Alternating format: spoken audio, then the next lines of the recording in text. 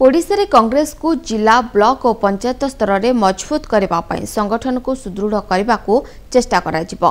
एक सांबादिक सम्मेलन में राज्य कांग्रेस सभापति निरंजन पट्टनायक यह कहते राज्य में जिला सभापति चयन करने एआईसीसी मुख्य राहुल गांधी पाखक पठा जाइए। बहुत शीघ्र राहुल गांधी निष्पत्ति नेबे बोली कहते निरंजन।